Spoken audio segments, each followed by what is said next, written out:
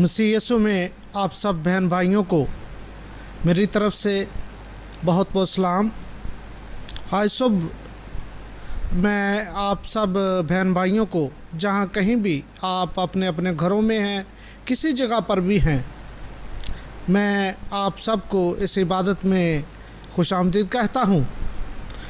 इससे पहले कि हम इबादत को शुरू करें, आए हम सब अपने अपने सरों को खुदावंद के हजूर में झुकाएं और दुआ करें।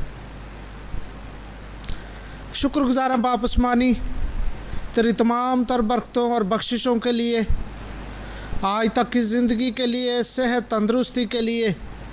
खुदावंद तेरा शुक्र हो कि तूने हमें हर तरह से महफूज रखा हुआ है। गो क्या है खुदावंद, इस वबा की सूरत में हम सब चर्च में इकट्ठे नहीं हो सकते, लेकिन हमारा ईमान है कि हम जहाँ कहीं भी हैं, हम तेरी पाक मर्ज़ी के मुताबिक एक रूह और एक जान तेरे हजूर में हाज़िर हैं। और आए खुदावंद, हम सब मिलकर आए खुदावंद तेरे नाम को, तेरा शुक्रिया अदा करते हैं, तेरे नाम को जलाल देते हैं और इल्तिजा करते हैं क्या है खुदावंद, आज के दिन तेरे पाक हजूर में तेरी इबादत करना हम सब के लिए बाइस बरकत हो। इस इबादत में शुरू से लेकर आखिर तक हमारा हादी और मददगार होना। आज जब क्या है खुदावंद तेरे हजूर में तेरी परस्तश की जाती है, इन सारी आवाज़ों पर, साज़ों पर आए खुदावंद तेरा पाक तख्त लग जाए। और आए खुदावंद, हम उस तौर से जिस तौर से तू चाहता है, बेहतर तौर से आए खुदावंद तेरी परस्तश कर सकें और तेरे नाम को इज़्ज़त और जलाल दे सके। इस इबादत में शुरू से लेकर आखिर तक तू हमारा हादी और मददगार होना। और आए खुदावंद, हम सबको बरकत देना। आज के दिन आए खुदावंद, जो भी पैगाम, जो भी कलाम आए खुदावंद, आज तो अपने बंदा के ज़रिए हमसे, अपनी कलीसिया से करना चाहता है, उससे आए खुदावंद हर एक फ़र्द को यस्सु तेरे नाम के वसीला से आए खुदावंद बरकत मिले। ये सब कुछ तेरे प्यारे बेटे हमारे खुदावंद यस्सु मसीह के वसीले से मांग लेते हैं, सुनो बख्श दे, आमीन। इस वक्त हम खुदावंद के ज़िंदा पाक कलाम में से एक हवाला तलावत करेंगे। ज़बूर 138 138, उसकी पहली आयत से लेकर 8वीं आयत तक। ज़बूर 138 उसकी पहली आयत से लेकर 8वीं आयत तक। मैं पूरे दिल से तेरा शुक्र करूँगा, मैं बूतों के सामने तेरी मदह सराई करूँगा। मैं तेरी मुक़द्दस हैकल की तरफ रुख करके सिजदा करूँगा और तेरी शफ़क़त और सच्चाई की खातर तेरे नाम का शुक्र करूँगा, क्योंकि तूने अपने कलाम को अपने हर नाम से ज़्यादा अज़मत दी है। जिस दिन मैंने तुझसे दुआ की, तूने जवाब दिया और मेरी जान को तक़वियत देकर मेरा हौसला बढ़ाया। आए खुदावंद, ज़मीन के सब बादशाह तेरा शुक्र करेंगे, क्योंकि उन्होंने तेरे मुँह का कलाम सुना है। बल्कि वो खुदावंद की राहों का गीत गाएंगे, क्योंकि खुदावंद का जलाल बड़ा है। क्योंकि खुदावंद अगरचे बुलंद बाला है, तो भी खाकसार का ख्याल रखता है, लेकिन मगरूर को दूर ही से पहचान लेता है। खा मैं दुख में से गुज़रूँ, तू मुझे ताज़ा दम करेगा। तू मेरे दुश्मनों के कहर के ख़िलाफ़ हाथ बढ़ाएगा और तेरा दाहिना हाथ मुझे बचा लेगा। खुदावंद मेरे लिए सब कुछ करेगा। हाय खुदावंद, तेरी शफ़क़त अबदी है, अपनी दस्तकारी को तर्क न कर। खुदावंद के कलाम के पढ़े और सुने जाने पर उसकी बरकत हो, आमीन। इस वक्त हम खुदावंद की तारीफ़ में गाएंगे ज़बूर नंबर 24। रब खुदावंद बादशाह है, ओ जलाल दा बादशाह है, सफ़ा नंबर 22 पर। ज़बूर 24 सफ़ा 22, रब खुदावंद बादशाह है, ओ जलाल दा बादशाह है।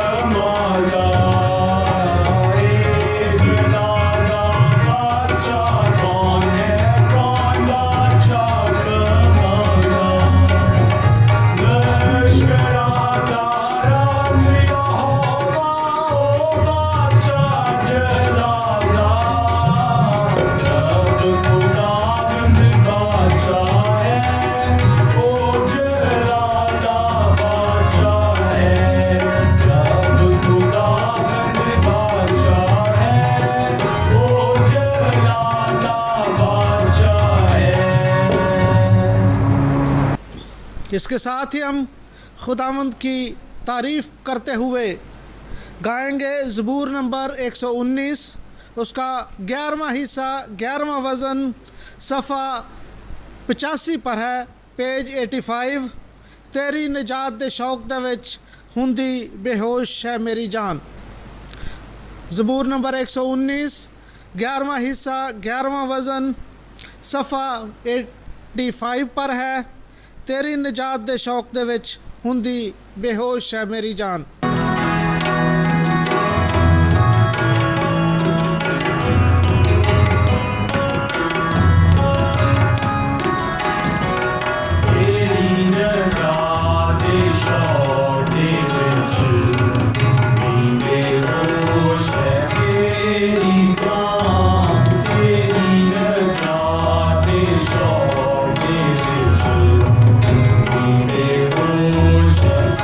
मेरी जान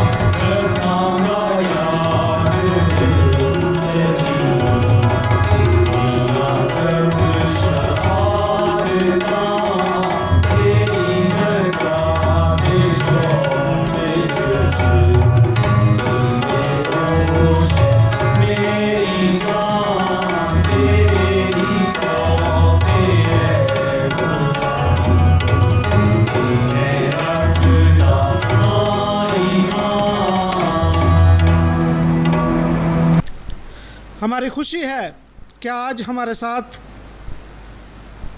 बहन अक्सा और उसके खामंद भाई जॉनसन हैं, जो कि आज एक ख़ास गीत हमारे सामने पेश करेंगे और हम उनके साथ जहाँ कहीं भी हैं उनके साथ इस गीत में शामिल हो सकते हैं। तो वो अभी सामने आएंगे और इस गीत को पेश करेंगे।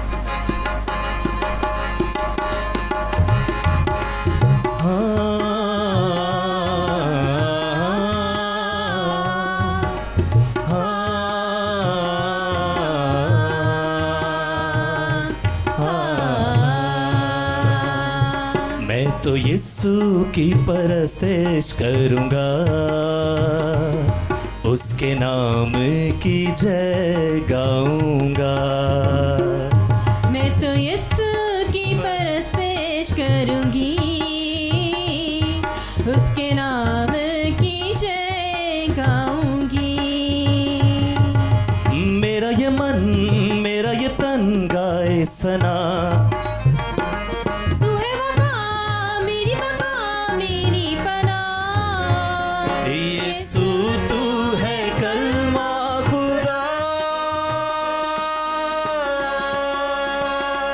मैं तो यीशु की परस्तिश करूँगा, उसके नाम की जय गाऊँगा।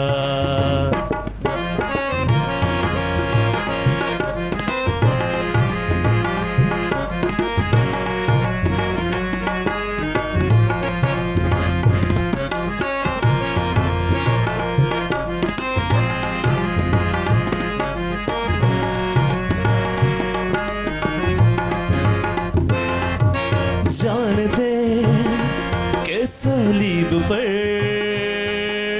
पाप ये सब मिटा कर, जान दे के सलीब पर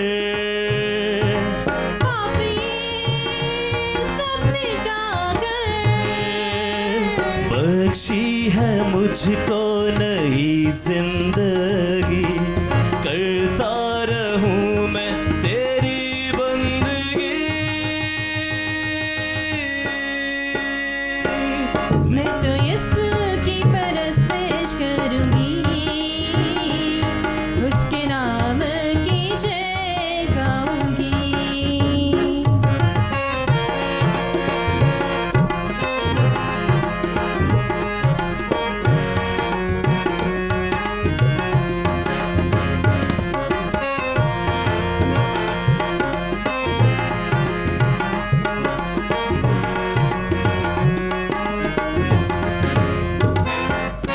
तेरे प्यार को फैलाऊं मैं, तेरे जैसा बन जाऊं मैं, तेरे प्यार को फैलाऊं मैं, ओ तेरे जैसा बन जाऊं मैं।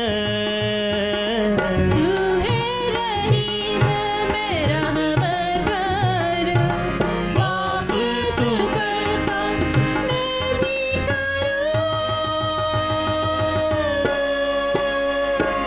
मैं तो यीशु की परस्तिश करूँगा, उसके नाम की जय गाऊँगा। मैं तो यीशु की परस्तिश करूँगी, उसके नाम की जय गाऊँगी। मेरा ये मन, मेरा ये तन गाए सना, तू है वफा मेरी बका मेरी पनाह, यीशु तू है कलमा खुदा। हम तो यीशु की परस्तिश करेंगे, उसके नाम की जय गाएंगे। हम तो यीशु की परस्तिश करेंगे,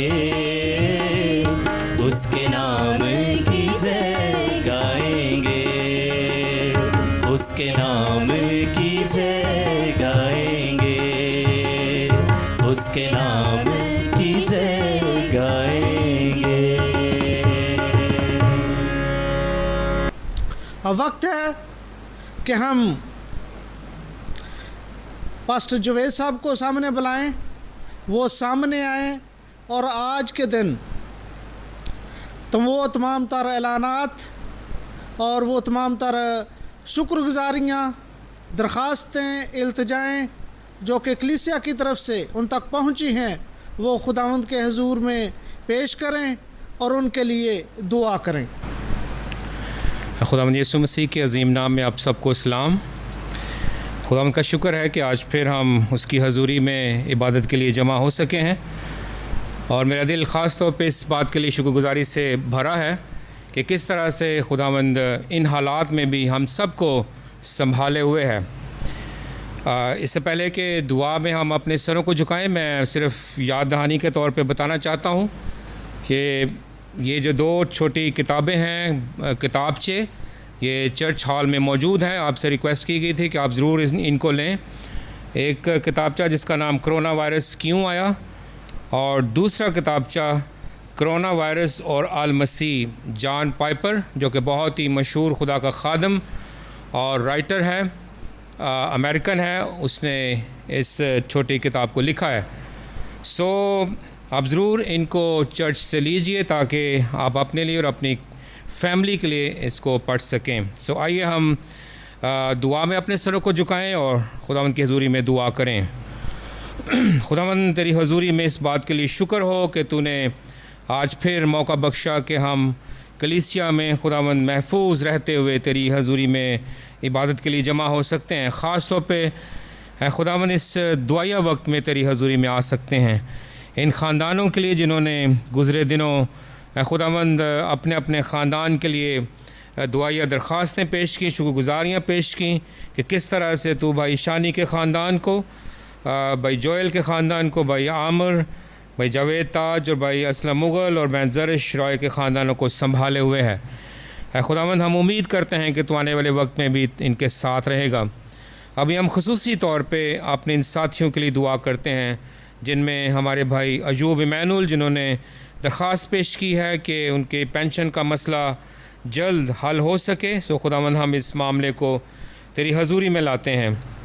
बहन जोइस बशीर, जिन्होंने इस बात का ज़िक्र किया कि उनके यहाँ कुछ मुश्किलात हैं। खुदावंद तू जानता है कि कौन कौन सी मुश्किलात हैं। सो दुआ है खुदावंद कि तू अपनी बंदी और उनके ख़ानदान के साथ होना। और बाप, हम अपने भाई विक्टर रॉय के लिए दुआ करते हैं जो हस्पताल में दाखिल है और उनकी तबीयत ठीक नहीं है। खुदावंद तू अमेरिका में अपने बंदा के साथ रहना ताकि ख़ानदानी तौर पे और इनफरादी तौर पे खुदावंद तेरा बंदा सेहत पकड़े और अपने ख़ानदान में शिफा पा के वापस आ सके। और खुदावंद हम अपने भाई कामरान के लिए दुआ करते हैं, उनके माली बहरान के लिए, नया बिज़नेस जो शुरू किए जा रहे हैं और साथ साथ ज़हनी दबाव। खुदावंद इन सारी हालतों को हम तेरे सामने रखते हैं। और इसके साथ हम अपने भाई आशर यूनुस के लिए तेरा शुक्र भी करते हैं कि तूने उनको एक बड़े हादसे से बचाया। और खुदावंद बेशक उनके सर पे चोट आई, लेकिन खुदावंद तेरा शुक्र हो कि तूने उनकी हिफाजत की है। इन दिनों जब वो इलाज के सिलसिले में खुदावंद हस्पताल में हैं, घर में हैं, तो आप उनके साथ होना। और इसी तरह उनकी बेटी शरण के लिए भी हम खुदावंद शिफा की दुआ करते हैं। ये सब कुछ तेरी हजूरी में तेरे बेटे अपने खुदावंद यीशु मसीह के वसीले से मांगते हैं, आमीन।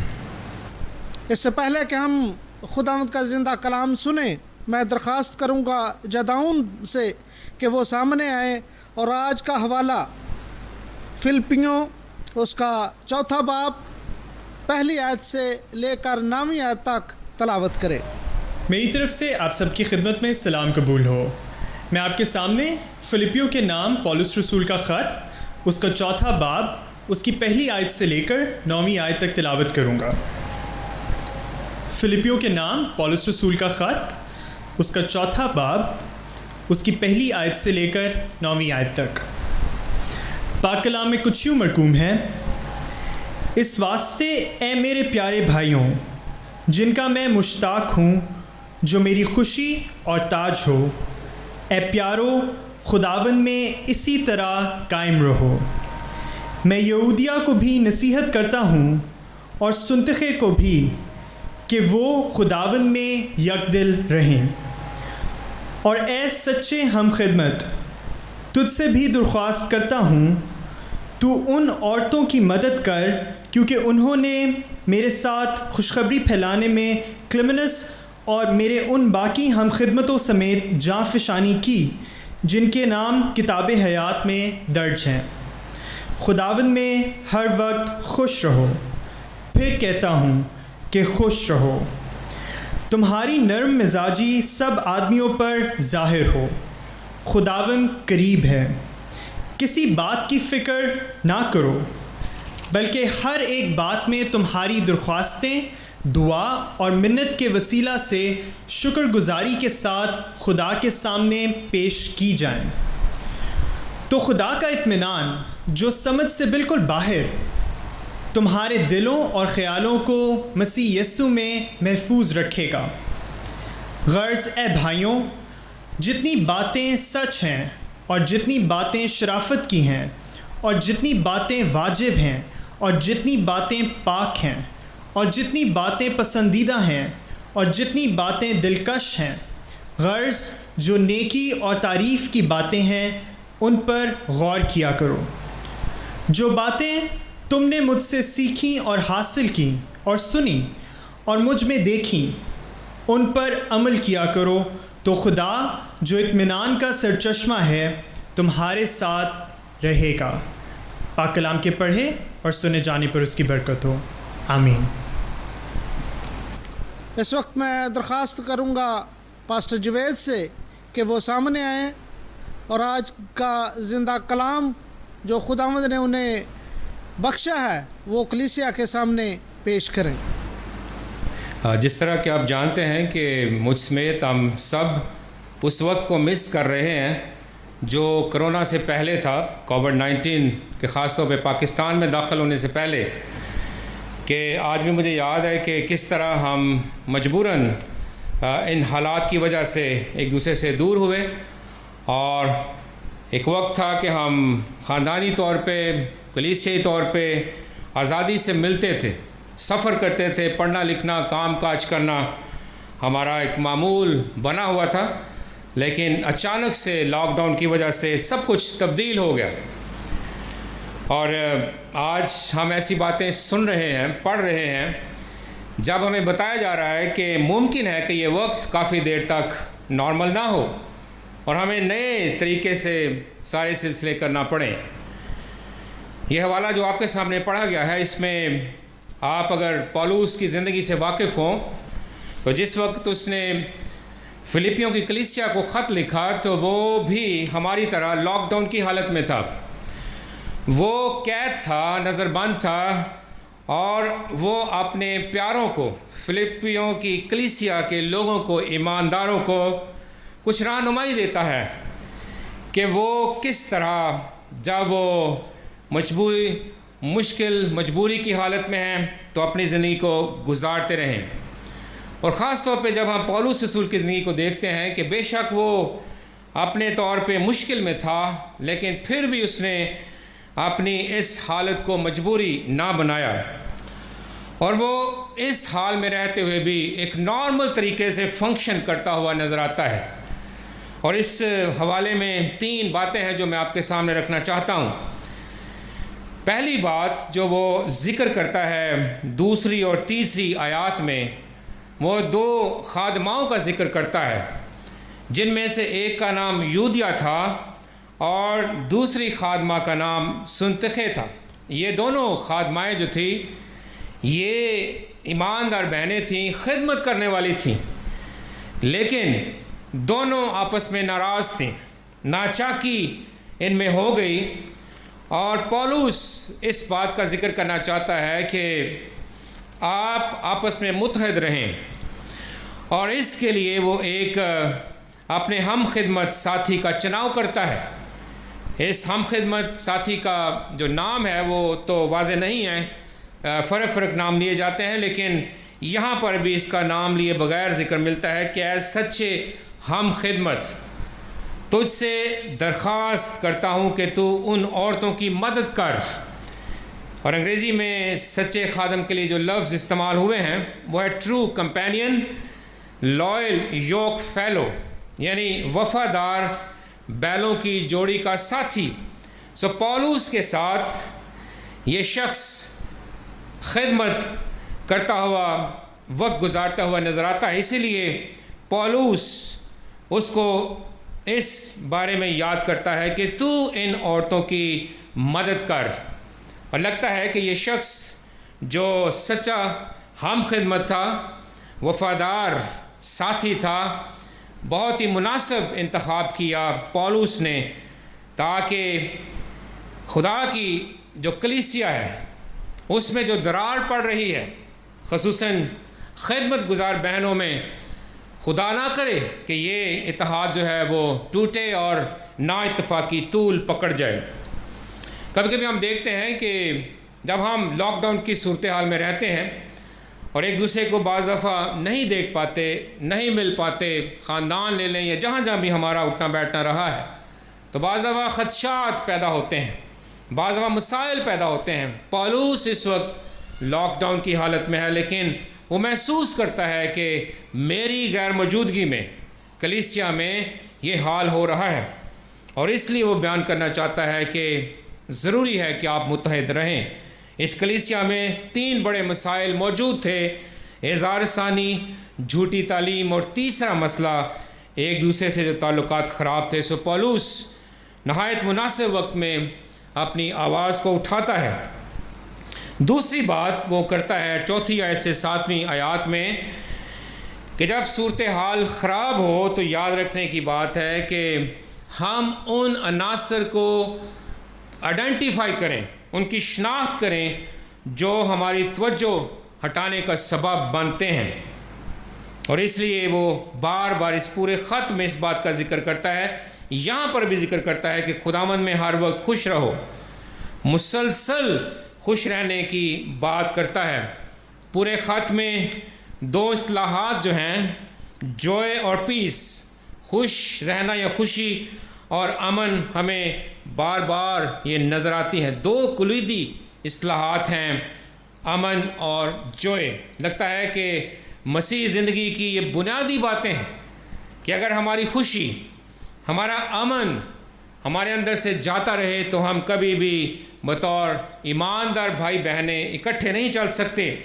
तो यहाँ पे वो बयान करना चाहता है कि ऐसे अनासर जो आपकी तवज्जो हटा सकते हैं उनसे दूर रहें, क्योंकि जब पौलुस इस वक्त कैद में है, एक मसला था, फिर उसका हम खिदमत साथी इफ्रुदितुस जो शदीद बीमार था अभी तक, अगर आप दूसरे बाब की 25 से 30 आयत में देखें तो वहाँ पे पता चलता है कि ये शख्स जो पौलुस का हम खिदमत साथी था और फिलिप्पी कलीसिया में पौलुस की मदद करता था, वो शदीद बीमार था, मरने के करीब।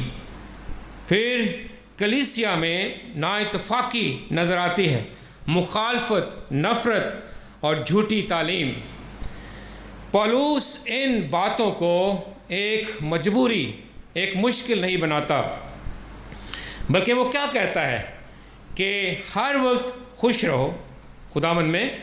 फिर कहता हूँ कि खुश रहो, तुम्हारी नर्म मिजाजी सब आदमियों पर ज़ाहिर हो, खुदावंद करीब है। यहाँ पर वो इस बात का जिक्र करता है कि कलीसिया भूल ना जाए कि बेशक ये हालात आपके साथ हैं, आते जाते रहते हैं, लेकिन खुदावंद की जो आमद है वो भी करीब है, और जब तक उसकी आमद हो नहीं जाती आपको इस हाल में रहना है कि वो अनासर जो आपकी रफ़ाकत को तोड़ने का बायस बनते हैं, जो खुदावंद से दूर रखने का बायस बनते हैं, आपने उनको पहचानना है। और इसके मुतबादल क्या करना है? 6 आयत, किसी बात की फ़िक्र ना करो, बल्कि हर एक बात में तुम्हारी दरख्वास्तें दुआ और मिन्नत के वसीले से शुक्रगुजारी के साथ खुदा के सामने पेश की जाएं, तो खुदा का इत्मीनान जो समझ से बिल्कुल बाहर है तुम्हारे दिलों और ख़्यालों को मसीह यीशु में महफूज रखेगा। सो यहाँ पर वो बयान करता है कि जी मैं समझता हूँ मुश्किलात हैं, ख़ास तौर पे अपने हम खिदमत साथी के बारे में जब जिक्र करता है। अगर आप इसी बाब में भी देखें तो यहाँ पर भी इस खादम का जिक्र मिलता है, 4 बाब की 18वीं आयत, तुम्हारी भेजी हुई चीज़ें इफ्रुदितुस के हाथ से लेकर मैं आसूदा हो गया हूँ। सो ये वो हम खिदमत साथी है जहाँ तो उसकी बीमारी का इल्म हमें नहीं पता क्या बीमारी थी, शायद कोरोना से भी बड़ी बीमारी होगी उसको, लेकिन पौलुस इस बात का जिक्र करता है कि जो कुछ भी है इन बातों को पसे पुश्त रख के खुदावंद में हर वक्त खुश रहने की कोशिश करो, बल्कि उन बातों को देखो जो आपको अमन और खुशी की तरफ ले जा सकती हैं। और तीसरी और आखिरी बात वो हमें 8वीं और 9वीं आयत में करता हुआ नज़र आता है, और वो क्या है कि मुस्बत बातों पर तवज्जो दो। क्या कहता है वो? गर्ज़ है भाइयों, जितनी बातें सच हैं, जितनी बातें शराफत की हैं, और जितनी बातें वाजिब हैं, और जितनी बातें पाक हैं, और जितनी बातें पसंदीदा हैं, और जितनी बातें दिलकश हैं, गर्ज़ जो नेकी और तारीफ़ की बातें हैं उन पर गौर किया करो। जो बातें तुमने मुझसे सीखी और हासिल की और सुनी और मुझ में देखी उन पर अमल किया करो, तो खुदा जो इत्मीनान का चश्मा है तुम्हारे साथ रहेगा। तो यहाँ पर वो बयान करना चाहता है कि बजाय से कि हम फ़िक्रों में पड़े रहें, बजाय से कि हम मनफी बातों में के सोच में पड़े रहें, बजाय से कि हम अपने मामलात को सेटल करने में पड़े रहें, ज़रूरी है कि हम इनकी बजाय अपनी तवज्जो मुस्बत बातों पर लगाएं। आज हम जिस दौर में से गुज़र रहे हैं, अब जानते हैं कि हालात के हाथों बहुत से लोग हैं जो बेरोज़गार हो गए, जिनको काम मिलना बहुत मुश्किल है। बहुत से लोग हैं जो अपने सोशल सेटअप को मिस करते हैं, कब वक्त आएगा कि हम मुलाकात करेंगे। बहुत से मजहबी मामलात हमारे सामने हैं, रुक गए हैं या बहुत ठंडे पड़ गए हैं, शादी ब्याह और दीगर बहुत से मसाइल, ये इंसान की ज़िंदगी के मामूलात हैं। और मैं नहीं कहता कि ये मामूलात का हमारी ज़िंदगी में होना बुरी बात है, लेकिन हालात के हाथों बाज़ दफ़ा इस तरह की सूरत हाल में से हमें गुज़रना पड़ सकता है।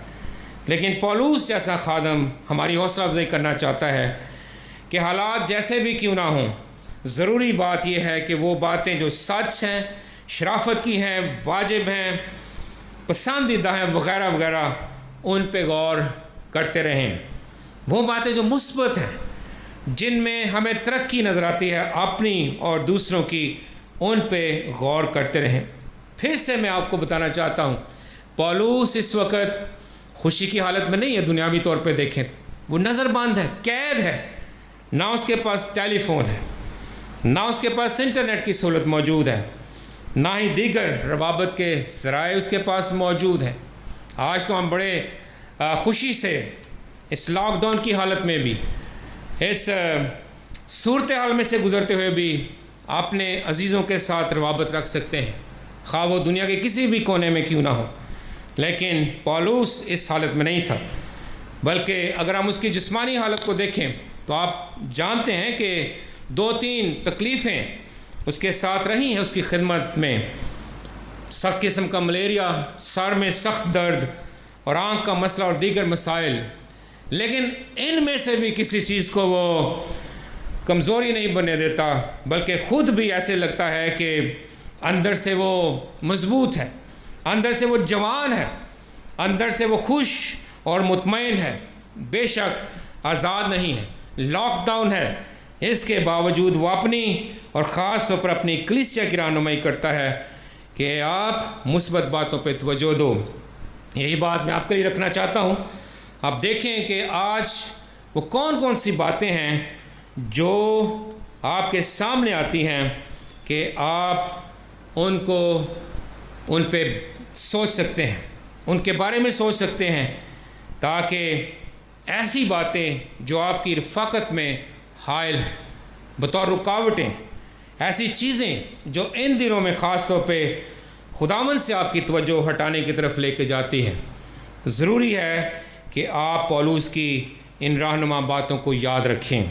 पहली बात कि मुत्तहिद रहें। यकीनन आसान नहीं है घरों में रहना, बार बार एक दूसरे को देखना, ऐसे नामुवाफिक हालात में ज़िंदगी बसर करना, लेकिन खुदावंद के लोगों को हर हाल में अपने आप को मुत्तहिद रखने की कोशिश करनी चाहिए।